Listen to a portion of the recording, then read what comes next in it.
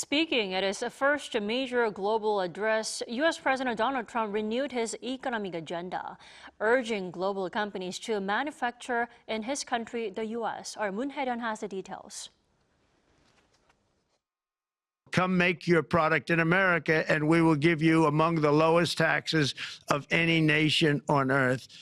U.S. President Donald Trump emphasized his stance on tariffs once again in front of the global elite at the annual World Economic Forum in Davos, Switzerland, as he followed up his push to bring manufacturing into the U.S. with a threat to impose levies for foreign goods.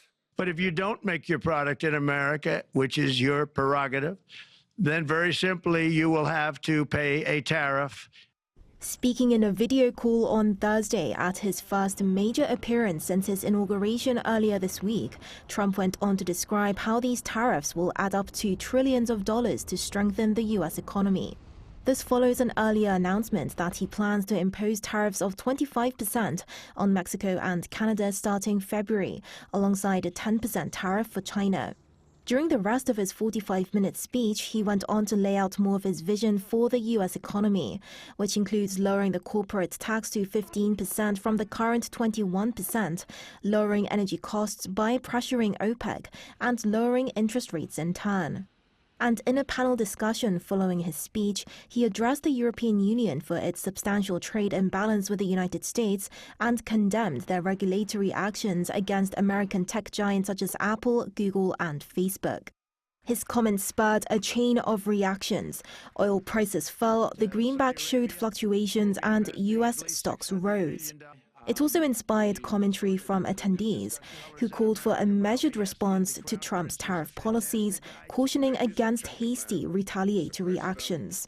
The Director General of the World Trade Organization called for careful analysis to examine the economic impact to gauge whether they are excessive, and warned that retaliatory tariffs can have disastrous effects on the global economy. The European Union's Economic Commissioner echoed this sentiment, while some attendees showed a more nuanced understanding of Trump's approach to tariffs by viewing it as a bargaining tool. Trump also advocated for a reduction in nuclear arms and urged for global cooperation at the forum, stating that he had discussed the matter with Russian President Vladimir Putin prior to the 2020 U.S. presidential election.